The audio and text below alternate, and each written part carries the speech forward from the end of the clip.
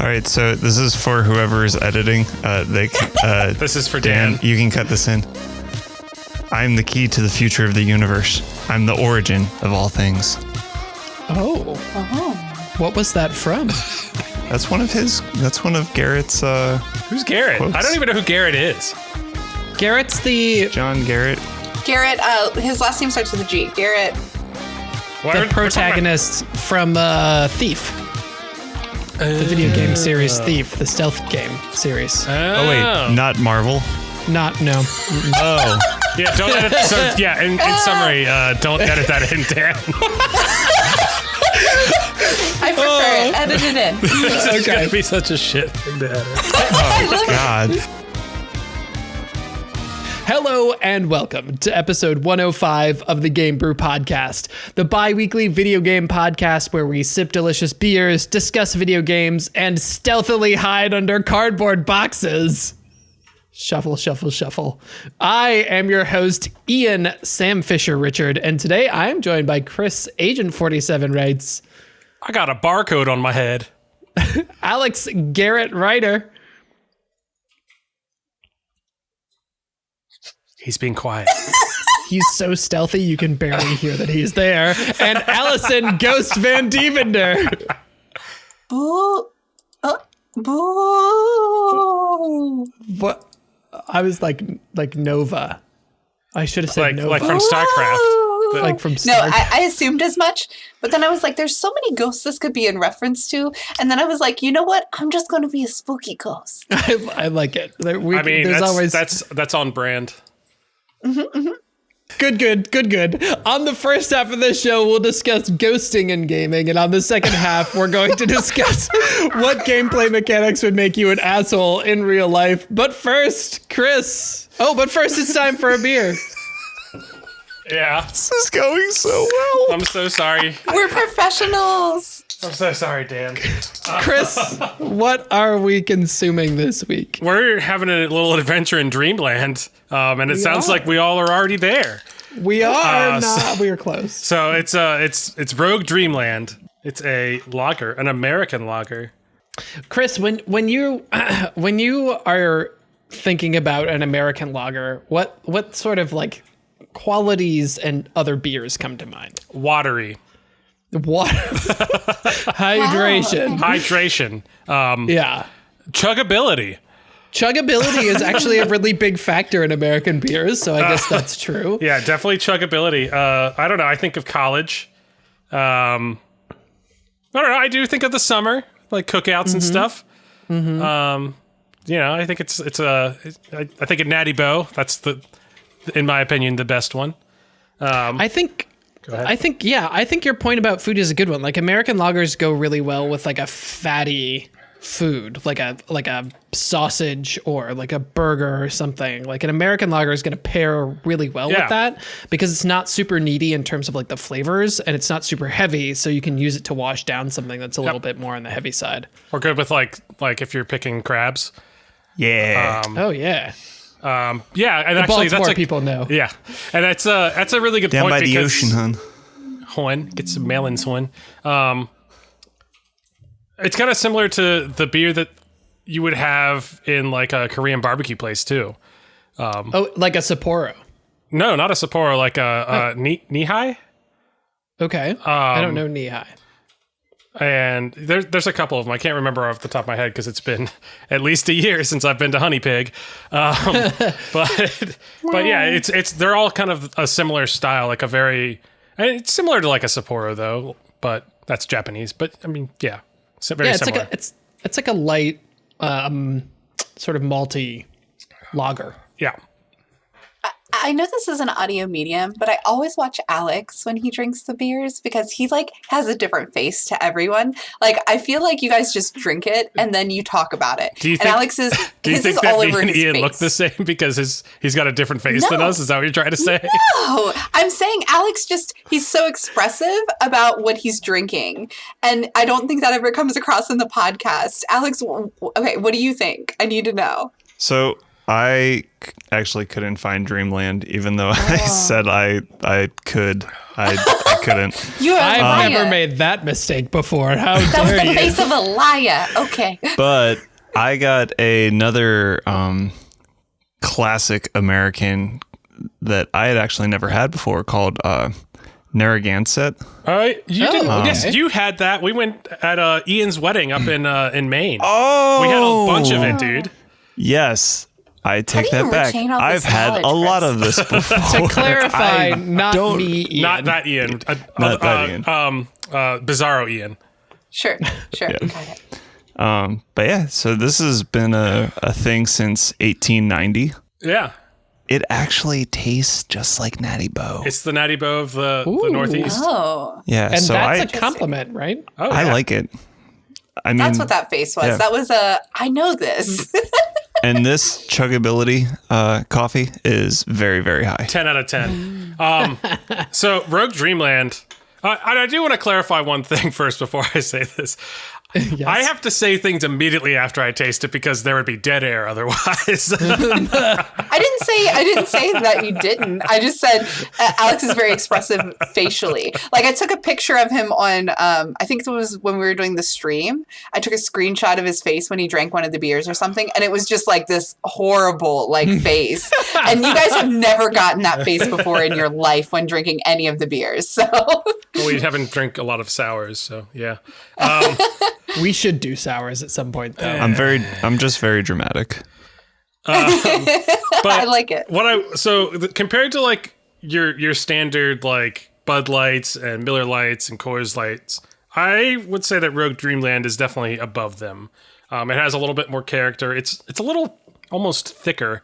It's got some nice fizz to it, but not as much as like those other light beers. I feel like those are very fizzy and like make you burp a ton. No, I think it's a pretty solid lager. I mean, I don't know if it's worth $10 for a 6-pack for it, but it's Really? I mean,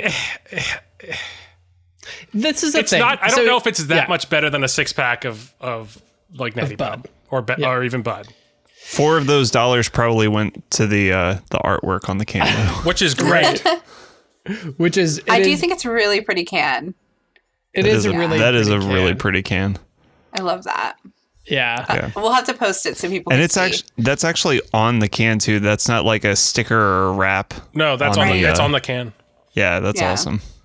Yeah. Good job, Oh, Rogue. mine is a wrap. That's cool that you got the cool can. Oh, what? interesting. Yeah, yours is a wrap. And apparently Virginia doesn't mean as much to them. Okay. apparently this was made for Dreamland skate parks in Newport, Oregon. Okay. that makes sense then to the name. Do you know what that is? Yes. Our resident skater. Yes, I do. I'm so glad that you do. Why is this relevant? No, it's a cool skate park. And I'm sad because when I was in Oregon, I did not go see it. For shame. For shame. But yeah, this was, I guess, to help renovate that. Yeah, portion of the proceeds will go toward building skate parks around the world. Look at that. That's amazing. Yay. What? See, so your overpriced beer, in your opinion, So is that's going what the to a good overpriced cause. beer. So yeah, okay, I'm for it. I'm really sad I couldn't find it now. Also, I'm gonna chuggability, go 10 find out of it. 10. Yeah, you got to find it and report back later. I've almost Alex. finished my first one. Yeah. Wow, that's impressive. Definitely, like, I would definitely recommend it if you're looking for an American lager, but you don't want to, like, just get your average Joe sort of, Miller Genuine or what have you. It's kind of a cool alternative. I do wish we could have Will here so he could tell us how it compares to Bud Light Platinum. Right. The standard bearer for the best of terrible beers. Allison, what are you drinking this week? Nothing. Nothing. Is that like a nothing, please don't ask, because it's just, like vodka in a glass, or No, nothing, it's- you're actually drinking nothing? It's literally nothing. Sorry, I mentioned it earlier, but I've had headaches all weekend, like literally rolling headaches. So I'm not drinking any alcohol because I don't want to negate any forward progress I have in currently not having a headache. Got it. So we're skipping me. Sorry. That's okay. Positive reinforcement for choosing not to drink is always a good thing. So good on you, Allison, for making your own life choices. It's very abnormal for me. I'm more about the bad choices, but Speaking of making your own life choices, the first topic that we wanted to talk about today was when you play games online, sometimes... doop, doop, doop. What we're playing? Oh, damn, that... I was just ready because the It was a good transition. I'm so sorry. Wow, this is so sorry, Dan. All right. So let's see. Speaking of making your own choices, Allison, you been playing anything fun this week? Yeah, I've been a little all over the place. I've done Magic Legends because that came out, as I'm sure we all have played. Oh, yes. So. Let's discuss this as a group because I think this is going to come up more than one time. What were your initial thoughts? Do you have any feedback? Give us dish the tea, Allison.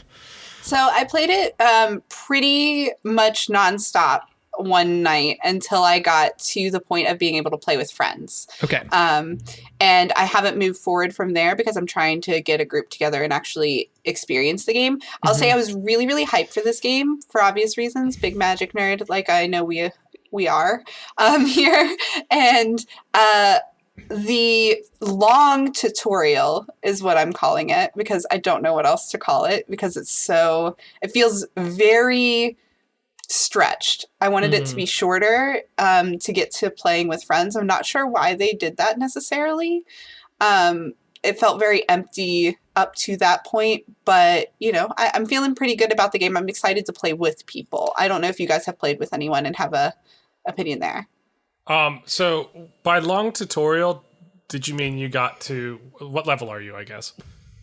I guess like 8-ish, whatever it is to the sanctuary where you're finally now allowed to play with your friends. Oh, so maybe I haven't gotten to that point yet. Well, and that's kind of the thing, right? I feel like it's a very long time to get to just being able to play with people. I wish that was shorter. I know I've heard some complaints about blue decks. Have any of you tried the blue? I did. Nope. I did green, as I want to do. I think blue's hard to bring into this game because it's lots of counters, right? And milling and things like that don't really translate to this kind of format. And so they just kind of took those things out, and now it's just really a merfolk / control deck, from what it seems. So my diehard friends who play blue are kind of not feeling that, and I'm wondering if they'll adjust at all, or if this is just kind of how it's going to be for the blue players. But yeah, I'm really interested to see more out of this game. I think it has a lot of potential. What do you like? Is there something about it that you think contains that potential? Like what's the hook mechanic? What's the most exciting thing for you? I think the format of the game is pretty basic, right? In general, it's just a run around and kill creatures kind of game. And that works well.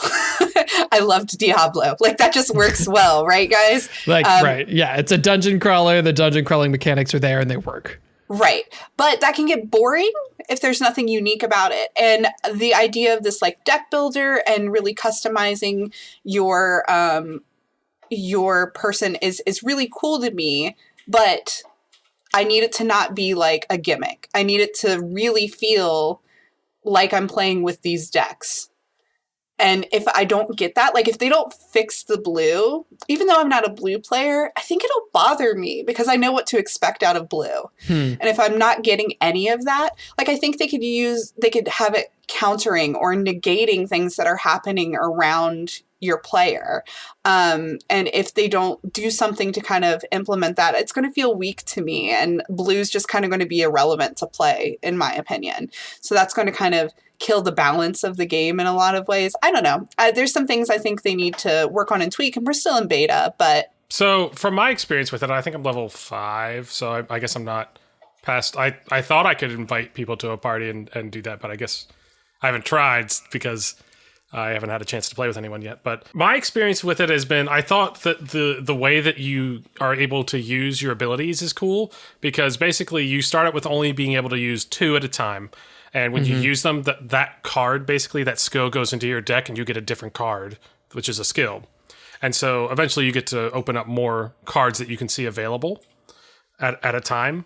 But I think that's a really cool way of kind of forcing you to, stay on your feet and not just do, like in Diablo 3 especially, you can kind of just do one thing really well and just wipe the floor with everyone.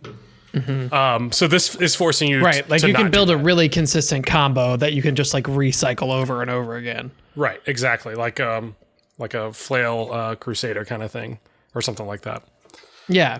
Well, that's actually something that I find, like, and Allison was talking about this too, that I find really compelling as a possibility for the game is like, number one, you have to know your individual deck, because after you get through the first couple of levels, you're actually building out, it's like a 9 or 10 card deck, which doesn't seem like that much when you're talking about abilities, but as they're rotating through, you're like not really sure what's ready or what's on cooldown. There's also the aspect of managing your mana when it comes to casting spells. So that's really interesting.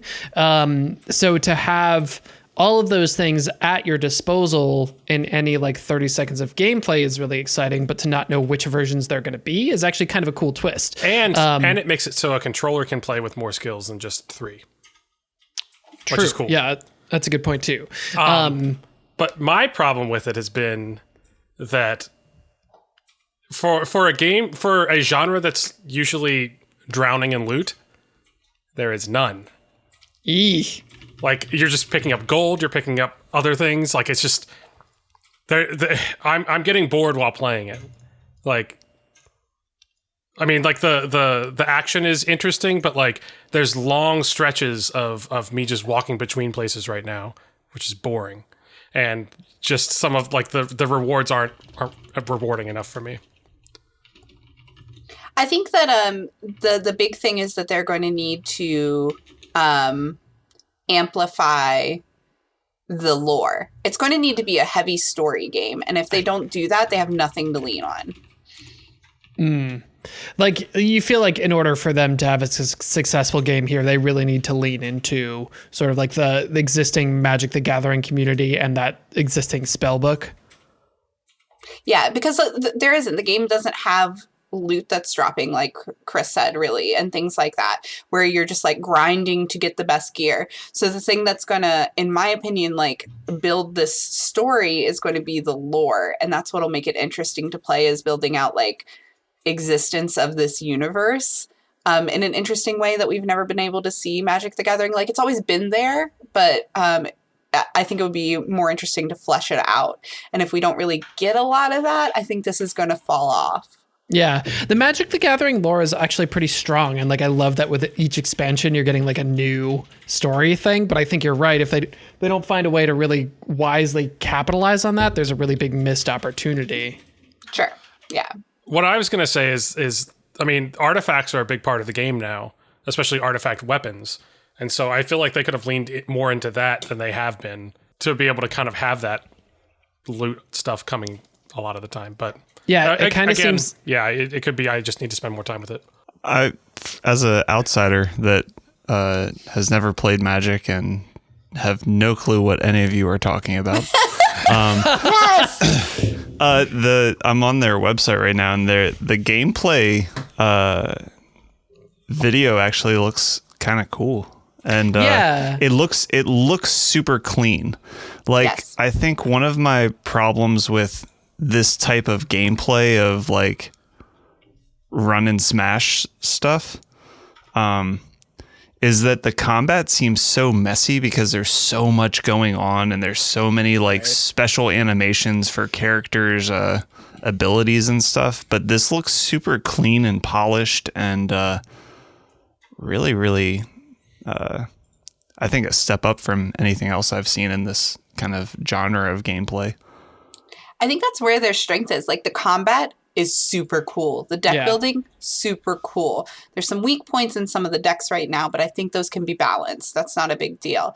I think you're right in that that's what hooks people, and that's what's going to bring people in, even if they haven't played Magic. But what's going to lose people is if the content isn't there, and I just don't know yet. I just need to get out more than just in the little beginning area, because like Chris said, it gets very boring.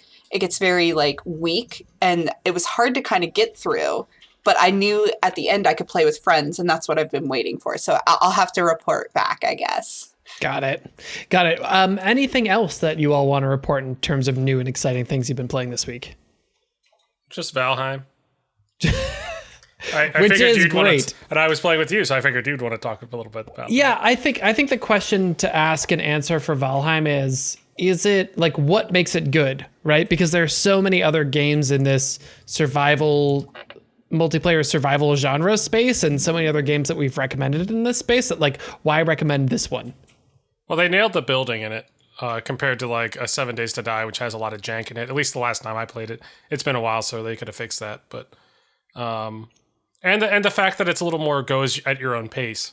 You don't like it's not. You can choose to get some danger and get some threat, but you can also choose not to. So it can be relaxing, or it can be exciting, or it can be whatever you want it to be. That's true. If you just stayed in the meadows, you could totally play like a chill version of this, just like if you never left the original plateau in Breath of the Wild. That's a totally viable way to play the game. What I'll say is, so Carrie has a big group of people who are playing this, and they all play on the same server.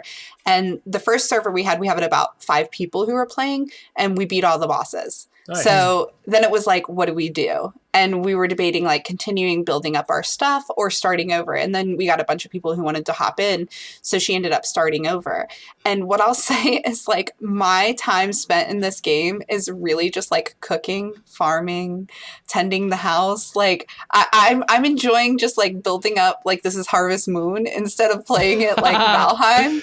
And I think that speaks to how many ways you can play this game and how much there already is to do in the game. And they're only going to expand that you don't have to always just go hunting and killing and pillaging. And like, that's a good option.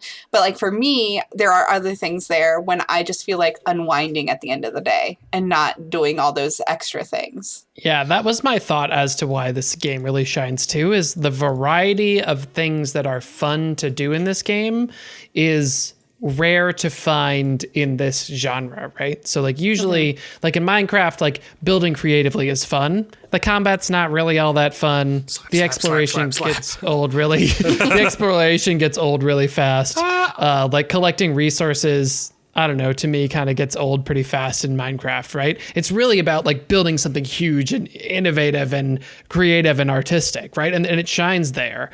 In this game, like I feel like the building as far as houses go is really fun, but also like the hunting because there's a stealth mechanic is really fun, or like the dungeon diving because there's like little dungeons you can go into is really fun, or like sailing, or like there's just enough things that are executed well enough, not like super deep and not like super perfectly, but enough things executed well enough that you can create your own gameplay loop, whatever that looks like, and stay interested in it for a very long time. For sure. I concur. Well, I guess that's it. Other than Words on Stream, which I wanted to talk about, but I don't really want to spend too much time on it. Guys, this game's really fun. It's stupid, but I love it. Allison, when are you doing it? We'll do it this way. We'll advertise the next Allison stream of Words on Stream, and then everybody can find out about it that way. When is it? I'll do it the Friday after this releases. Okay. Is when I'll do it. So the upcoming Friday, when you guys are listening to this, we'll play again. But it's really, really fun, and it's just an anagram game, and it's on stream. So you guys can come to twitch.tv/Vanalia and hang out on Friday. April 9th. April 9th, thank you. And we'll play together. Ian jumped in with me. It's a lot of fun. It's madness, but it's a good time. I had to stop playing because there were too many people who were way smarter than me. I know. I was streaming and I felt that way. Imagine me having to have my face there and be like, I thought I was going to be so good at this, guys. And I'm getting stomped. It was so shame-worthy. Anyway. Yeah. Okay, so topic 1 for this week is something that is, I don't want to say near and dear to my heart, but maybe near and dear to my experience. I am on the inside an introvert, and I recharge by being alone. And I think that because video games are a space where I feel like free and I can have fun and just go there and do my own thing, that going into a video game and playing by myself is something that really helps to recharge my batteries and helps me to like go do all the other things. But there's this thing where whenever I log online, I'm visible to everyone on Discord, on Steam, on Battle.net, like whatever it is. As soon as you come online, the default is you're online to everyone. And I feel like and this kind of leads me to do a thing where I like make myself invisible and then go play my own little game and kind of ignore everyone. Is anybody else here guilty of that? Guilty as charged. Guilty. We're all guilty. So the thing is, I think we all do this, right? And the question is like, why? What is it that we gain from this? And also, like, is this something that's acceptable in gamer space, and why not? Right. So let's start with the first part of that. Like, is this okay, and why? And I want to go to Allison first. So I have so many opinions on this because this is something I really do a lot. And anyone who's listening and is my friend, I don't hate you. Let me be clear. I want to start there. It is not that. But the way Ian said it, like, I'm actually a hyper introvert, and I know I fake it well, everyone. I know that a lot of people don't seem to know that about me, and people who aren't introverted don't understand that in a lot of ways too. So it's hard. I think it's okay. Obviously, I do it, but I think it's hard to explain to people who don't understand the why or haven't ever experienced that empty battery. I need my own time to me. So bring us into the why. So like, for me, when I'm playing a game, I love social gaming. I really do. But when life is hard or I don't feel great, I can't do social gaming. It drains me to a shell of a human in a way that I can't function. So I need that escape. I need that me time. And if that me time happens to be on League of Legends where I beat the crap out of other people because it makes me feel good, then that's what I need to do. But that's not a solo game. Dunking on noobs in League of Legends. Right. It's like, I used to go to Call of Duty for that because like shooting, oh, this is going to sound terrible. Let's not say that. There's no good way to say that shooting people is really cathartic. Well, I think, like this is the idea where, like, you know, there's a reason that people pay good money to go to like rooms where they can break things, right? Because it's a space where you can sort of exercise and EXO exercise as opposed to like exercise, but you can go and exercise like these, like, I don't know, that pent up frustration in a way that's, you know, not destructive outside of the place where you are, right? And I think there's something positive to that. Right. So I'll either go to like a really calming game like Animal Crossing or something where I can just chill by myself and do those things, or I need to go into this multiplayer environment and just destroy people to feel better. And a lot of times, especially in League, like you can't go invisible. And so every person that messages me and is like, hey, see, you're not playing with anybody, want to jump in? It's like, I have to explain, no, thank you. Like, and I know I say it so much that a lot of people probably think that I'm just an asshole who doesn't want to play with them. And that's where it gets hard, where I struggle with having people understand it's not you, it's me, and and have that not sound shitty. Like, I just need my me time, and this is what it is. Chris, is this like an introvert problem, or do you experience this as well? I mean, I don't consider myself an extrovert. Really? I'm surprised by that. No. I mean, I feel like a lot of people that are playing video games generally, at least when we started growing up, were people that were introverts. The inside kids? Yeah, they just wanted to like go on adventures by themselves. I don't know. Yeah, I don't consider myself an extrovert, but I mean, I do the same thing. I need that time, and like video games for me definitely are a recharge thing. Like I need them to recharge. If I don't get them, I don't know. I feel off.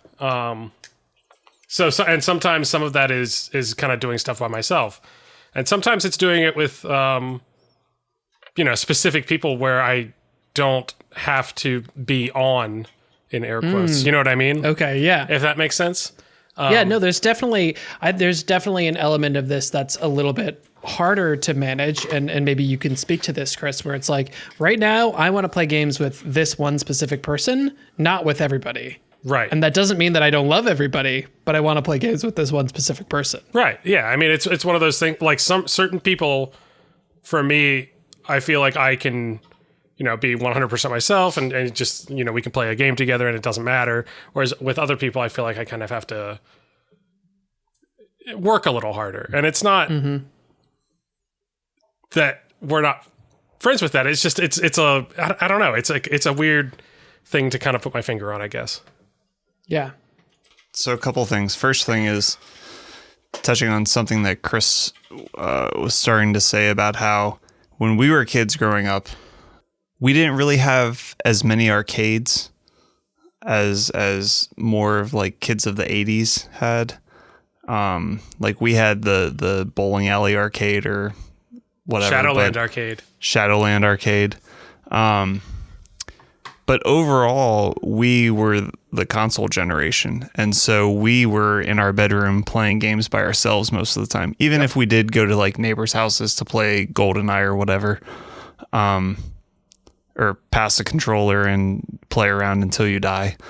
I love that. Play around until you die. I think part of it is that for me, it's kind of going back to those roots of like, hey, video games are like an outlet that I need, not necessarily to be with other people. The other thing that I was thinking of is like I spent all day troubleshooting with other people, and so jumping into a video game with other people for me is just like almost an extension of my workday, and so it's like, all right. I need to like do some shit on my own here. Yeah. Cause I just need to not be around anyone, even if it's virtually. So. Sure. One of the things about this topic that I thought was interesting was comparing like gaming space to a real life space and how these things sort of like are similar but different, right? Like these are both spaces where like when you go out in public, there's an expectation, like when you're at a bar, when you're at a club, that you're there to have some kind of social interaction. But maybe not everybody wants to play that game, and the game of social interaction, to be clear. And maybe they're there for another reason, right? So do you feel like, Allison, do you feel like similar to like a bar or a club or somewhere where you would go and be social, that there's like an expectation in video gaming that we should be online? And like, is that something positive or negative or maybe both?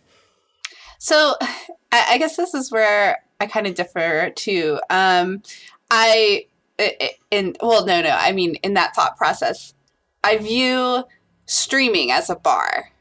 I view like that kind of stuff where you're intentionally putting yourself out to people as a bar. And when I'm doing that, I love my community. I absolutely adore it. And it means so much to me. And I love being there with them. Just like I love being here with you guys in the podcast and recording. Just like I love being in our Discord with our community that we've built. And that's all the bar to me, if you will. And that's where I want that social interaction. I want to play with people. We're going to discuss that. We're going to group up. We're going to make that happen.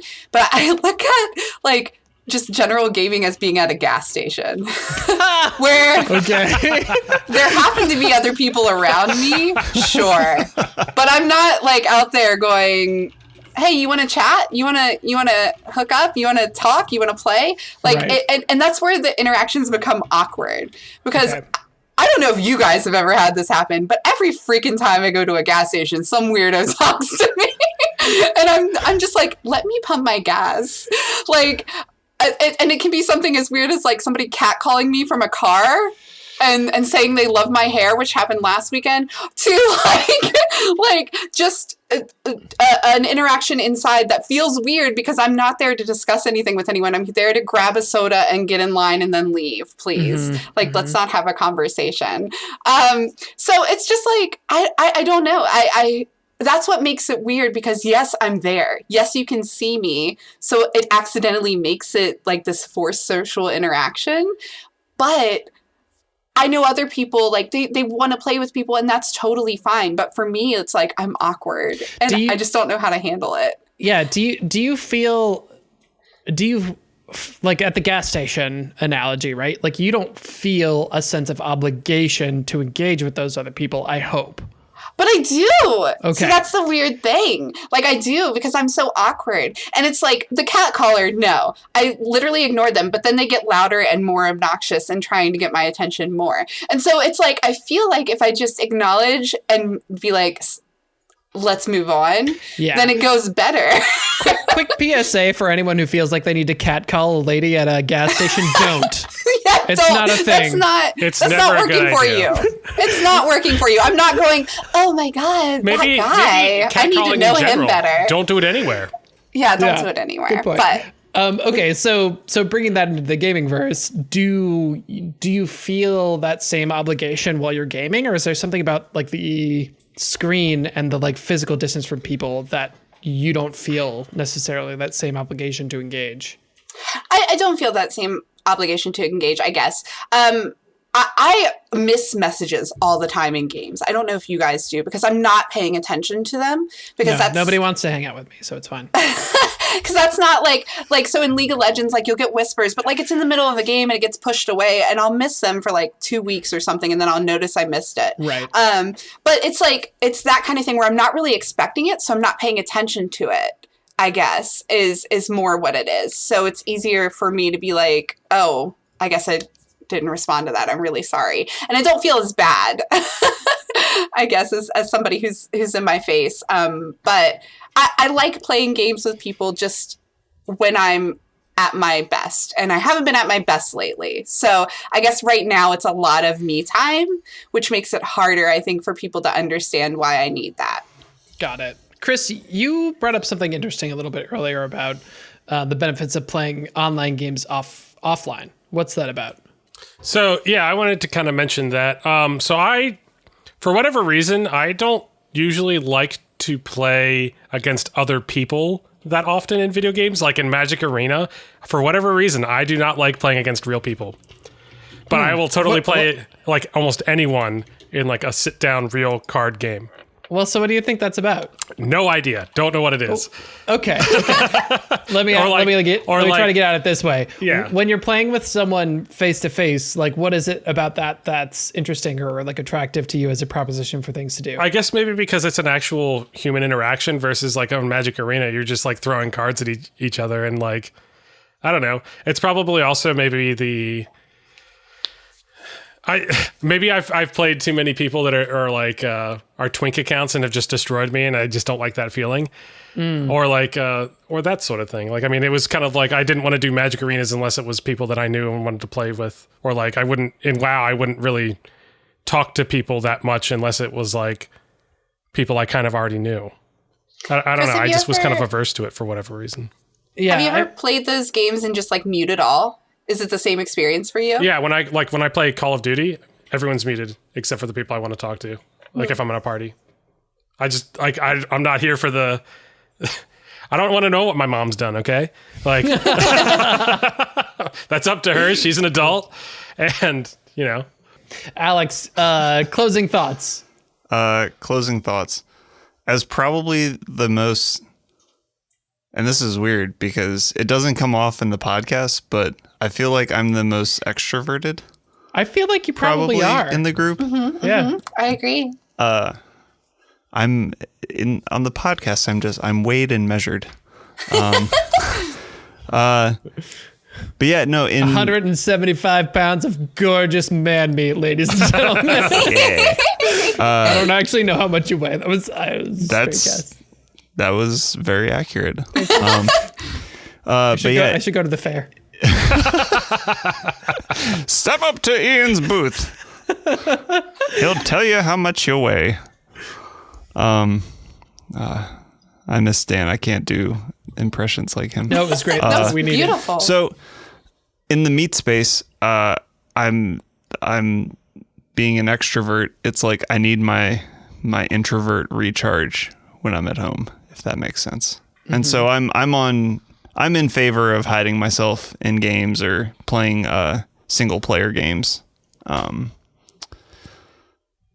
lot of the time. So I totally get that. Yeah. So I just to I guess another quick BSA. If you've ever felt guilty about playing by yourself in a video game that's supposed to be social, clearly all of us are an example of people who don't do that and feel great about it. And so I feel guilty. What do you mean? No, I feel guilty. I feel guilty all the time when I do this. Is what I'm trying to say. Is like, I feel bad. Just so everyone's wondering where this came from.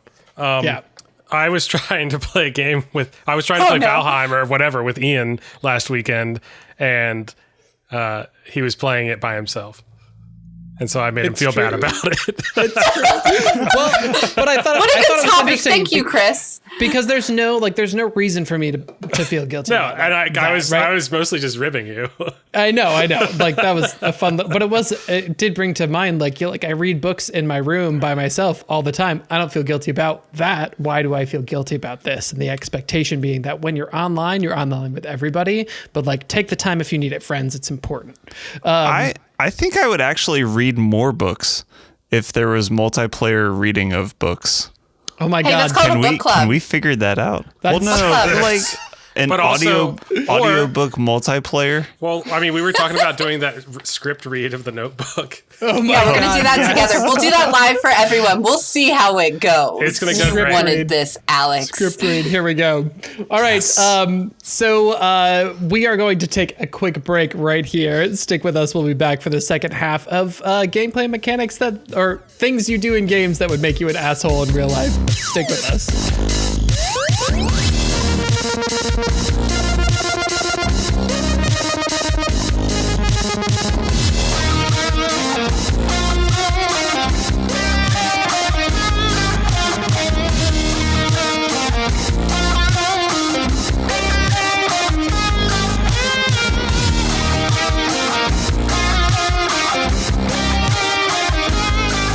Hello and welcome back to the second half of the GameBrew podcast. How are we doing with this dream? Are we in Dreamland yet? Do you feel like you've entered Dreamland drinking this Dreamland beer by Rogue? I had to switch because I was drinking it too fast. Chuggability's off the chart. Oh, wow. It's off the charts.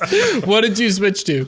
I switched to a Firestone Luponic Distortion IPA. Whoa. Yeah. What is that? I don't know. It's from Firestone Walker. It's a California beer company. I like them. They're great. Is it an IPA? Is it a... Yes. How's it doing for you, Ian? Yeah, this is where you tell. How is it doing for me? I like, you know what? The more I drink it, the more I like it. It's kind of like it's like teaching a middle school class.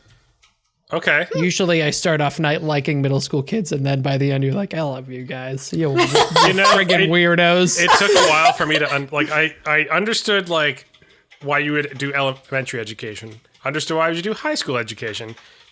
It took me a long time until I was with Katie to understand why people would do middle school. Because that shit seems awful. Alex, how are you feeling about the beer?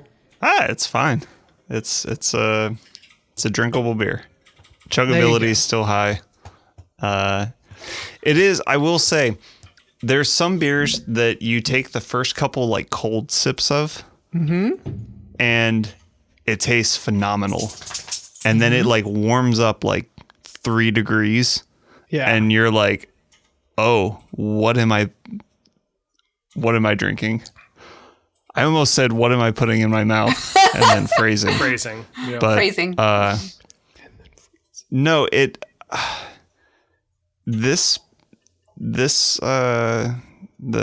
Gansett that I'm drinking, it tastes exactly the same as when I first started drinking it. So I appreciate the consistency. Yeah. Nice. It's like Natty Boh. You can drink it cold or warm and it's still the same. I don't know about all that. But how's that water over there, Allison? It was actually Kool-Aid and it was great. Thank you. Oh, she's drinking the Kool-Aid. Because I'm an adult. Drinking the Kool-Aid. Speaking of smashing through walls, the second half, is about things you do in games that would make you an asshole if you did them in real life. And so I want to go straight to Allison because I think yours is hilarious. So like, I don't know. This is just a fun little topic. And what we're going to do is we're going to talk through our options for them. And then we want to know which one is the jerkiest thing you could possibly do in real life. So, Allison, this one. Oh my God, this is so boring. Next. Allison, next, stop talking. I have something to say. Next. Just kidding. I'm going to walk away. Next. So clearly mine is that just skipping NPC dialogue. Or as Chris put it, how'd you put it, Chris? Asking someone a question and then interrupting them repeatedly and then walking away.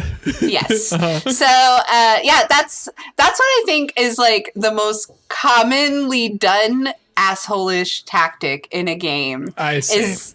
Is just not even caring what somebody says and then walking away or coming back to them because you think they're going to say something else. I do that a lot. And then it's like, oh shit, you're saying the same thing. Just shut up, just shut up, just shut up. And you mash that next button until it's over. Well, so yeah. I was going to say, and then there was is it Gabor or what's his name? The owl from Ocarina of Time. He had that thing where like, do you want me to repeat this again? And it was always like, it was always on yes. Yes. Yeah. Mm-hmm. So they kind of got you with that. Yep. Do you, Allison, what's interesting about this one to me is that it becomes worse when like you consider some of the contexts of a lot of games. Like if the game is real life and someone's like, listen, your mission to save the world, nay, to save the universe is, and you're like, okay, I get it. Jeez. Oh my God, please just let me go on with it. Right. Or you just like are walking through a town and you have the woman who's like, you're like, hey, do you have something to give me? And they're like, oh, my son, he's been gone for so long. And you're like, oh God, no, I didn't come here for your backstory, NPC 473.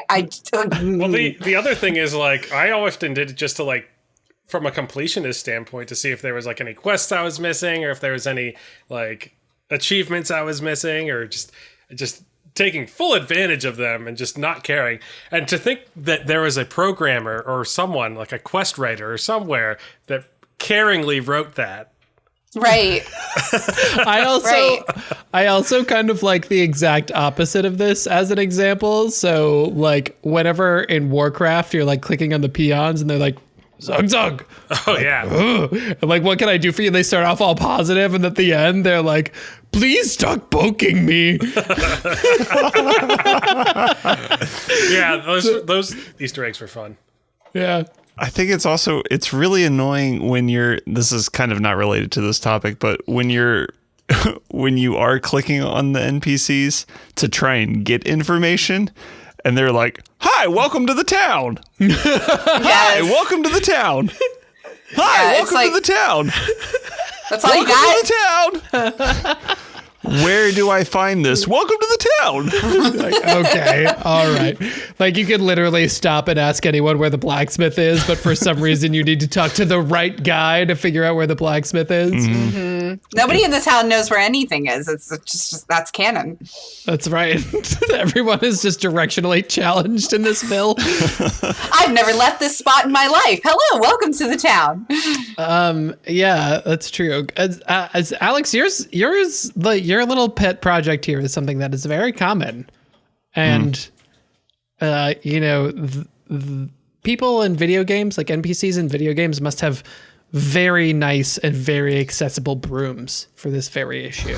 So in Zelda, smashing of pots, just going around breaking every single pot in the world, in people's homes, in stores. It's very rude. It's very, very rude. Someone spent a lot of time making those pots and painting them, and you go in and you just rip them to shreds. Yeah, that's true. How rude is that when you think about it that way? It's like those are literally art pieces, and you're just destroying someone's work who probably worked very hard on them. I like to call this whole idea rewarding vandalism, by the way. I love it. Yeah. Because you're literally just getting shit for destroying people's like things. Mm-hmm. Yeah. Well, and it's it always goes back to that the guardhouse in Hyrule, when you're going into the gate in Ocarina of Time. There's that one room that's just full of pots. I would love to know how many pots have been smashed in that room. But like, also, why are you putting rupees in pots? I just like also the economy of the pot maker must be off the charts. Well, it's got to be Hyrule. selling those pots for like nothing, right? Because you go through them like crazy. I mean, I hope so. But like, even if it's nothing, like, I mean, he's throwing rupees in there, I guess. I don't know if it's him throwing rupees in there or someone else hiding him, but like... The Potter's the banker? Is that the idea? Could be. Harry Could Potter's the banker. Got it. Yeah, it's interesting to think about where this comes. It's also interesting to think about like if you walked into a Home Depot or just like, I know what to do here. You're in like the home and gardens department. You're just like picking stuff up off the shelves and throwing it on the ground. Like, oh, there's nothing in that one. Pick up another one and throw it on the ground. Like, oh, there's nothing in that one. That's one of the first memes that I remember ever seeing. Yeah. That it's a guy dressed as Link, and he went into like a home goods store. Oh God. And he's just standing there with a sword in the pot aisle, like, oh my God. Mother of God. Mother of God. Or the cabbage cart guy. Oh, yeah, from... Oh, yeah. I get that now. Because I've seen Avatar now. I don't understand. Sorry, I went off gaming, but I just think of that, like, those are just always good memes, are the people who get their stuff destroyed by all these things around them. Yeah. Anyway. True. Chris, yours is I like what the what you do with the vendors, which is hilarious. Oh, yeah. So, like in games like Skyrim or Fallout, where you're picking up a bunch of stuff to sell, or that CD Projekt Red game that we like, not Cyberpunk, the other one. Do we like Cyberpunk? I don't know if that's established yet. I will like it in the future. So anyway,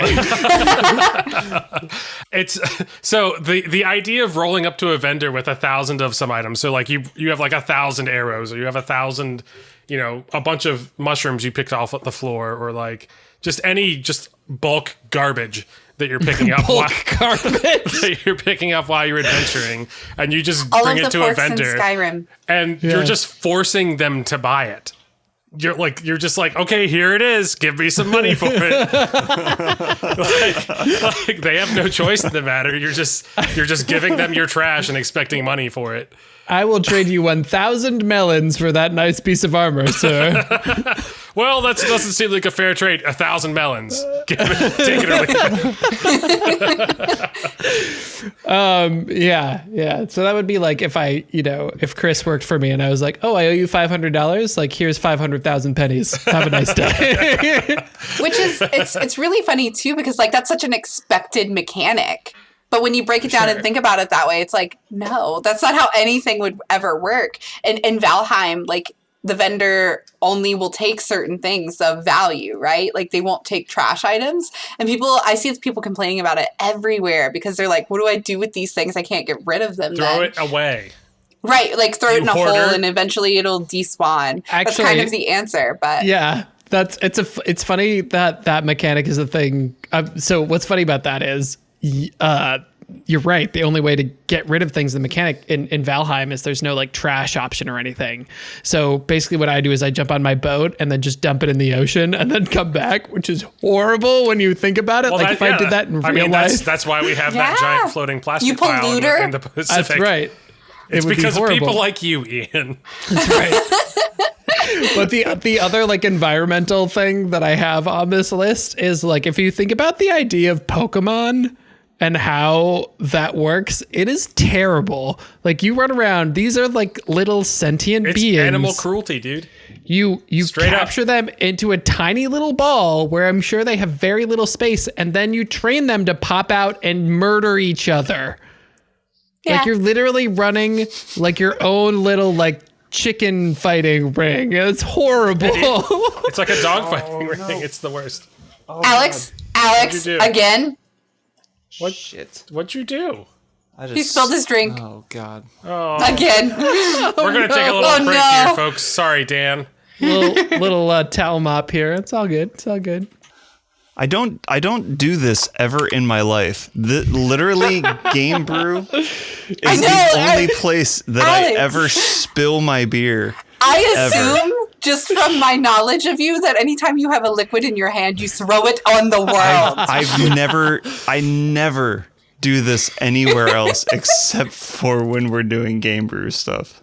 I'm glad you ended with God. except for when we're doing GameBrew stuff, because that was going to be I've heard a lot of guys say that. We're at Pokemon. Yeah, so Pokemon's terrible. I feel like it's a horrible thing to do to free animals, but also very compelling gameplay loop. So it's hard to blame anybody, you know? And also, like, the whole idea was that Ash really loved his Pikachu. And that's why they came together, was because Pikachu realized how much Ash cared about him. And that's when he started obeying. Or being friends. But so, I see. But because you're caring for him too, but you're also trying to murder other stuff. there's also Team Rocket, who are literally there to abuse the Pokemon. Like, it's how things are. And Except like, nobody's Jesse actually and trying to James. stop them. Nobody's trying to stop them. Except for Jesse and James. I struggled with this actual issue. Yeah. And not like, when I was a kid and I was playing Pokemon, there was a moment that I realized I was forcing these Pokemon to battle each other. Like, not mentally separating a video game from reality in my head. I had like a genuine ethical struggle with whether I should love these games as much as I did. And I ended on it's a game and it's okay, but I felt bad. There we go. But if it wasn't a game, it wouldn't be okay. Another one that was on my list, and I think this one might rank very highly, but it's like generally the romancing mechanics in games don't really take into account the person being romanced or like their life circumstance. You know what I mean? Like, I think about in Skyrim, and basically the way you do you find a significant other in Skyrim is like you just like wander in, you're like, hey, take this stuff now, be mine. Okay, come to my house. You live here now, and you just like. I mean, that's how it works in real life. I don't know what you're talking about. It's like you kidnap someone, and they're like, "You belong to me." It's like that's every relationship I've had. Is that not how it's supposed to happen? That's awful. Yeah, it's pretty bad. It's pretty bad. No, you're totally right. I don't ever consider like relationship mechanics in games until they're broken down that way, where it's like, this is kind of weird, I guess. Yeah. It's funny how object oriented they oftentimes are, right? Even in a game in like Stardew Valley, we're like, oh, people really value their relationships. Yeah, Stardew Valley, Harvest Moon, whatever. It's like, yeah, because I gave them cake like 4 times. Duh, and it's their favorite thing. I love cake. So, I mean, Ian, if you gave me cake 4 times, I'd be eating out of the palm of your hand. Okay, guys. Just so everyone knows, on my little Harvest Moon cheat, a PS5 is my cheat code to win my heart. So if you give me a PS5 4 times. 4 times? What are you going to even do with 4 PS5s? I'm going to go. Don't question the game mechanic. I'm going to go post that at the gas station you go to, Allison. Oh no. I take it all back. Oh man. Oh, all right. Anybody else have one they want to throw out there? Just one that I noticed earlier today when we were playing Valheim. Go on. Close your doors, you fucking animal. Yes. No one closes their doors in video games unless they automatically close. Close them. Okay. Do you need to turn off the lights when you leave a room? You need to close doors. I think I started closing doors when I started playing Warzone. Yep.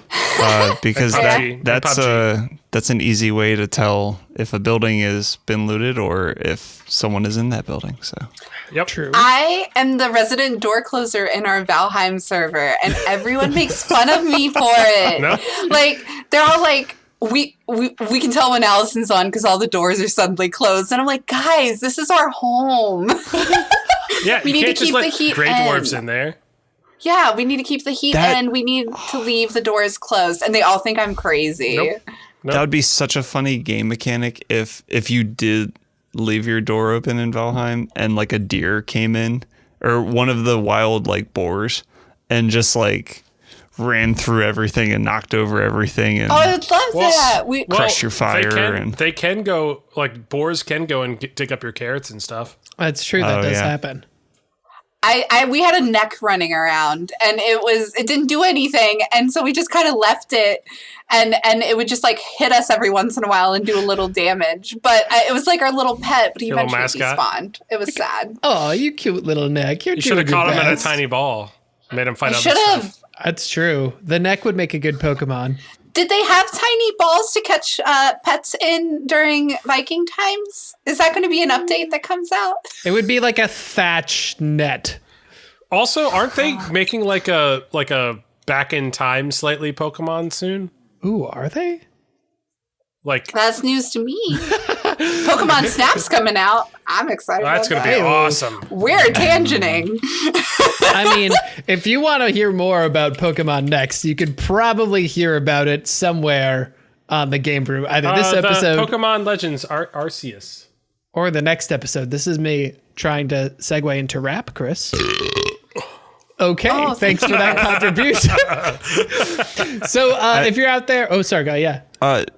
Before we close out this topic, I think there are some games like Assassin's Creed that are starting that have are battling the assholeness of gameplay, where if you do something around like an NPC, like they will react to it. So like if you try and loot or steal something from something, they'll call your ass out on it. Oh yeah. Or like if you like pull your sword out or something in a public square, like everyone goes running and is freaked out. It's like, yes, that is a normal reaction. That's what should happen.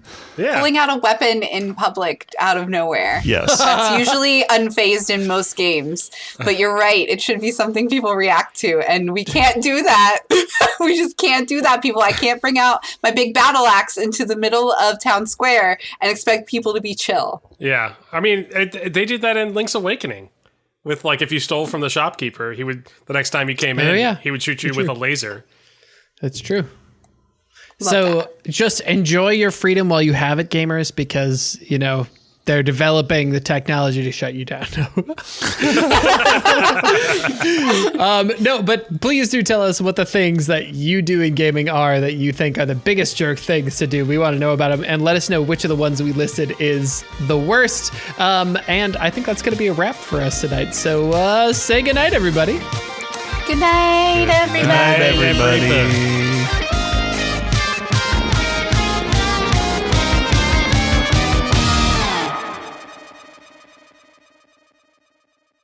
Hello and welcome to episode 105 of the GameBrew pod. All right. Wow. It's been a while since A, I did the opening, and since B, I messed up the opening, to be fair. Perfect. You want to go again? Yeah, here we go.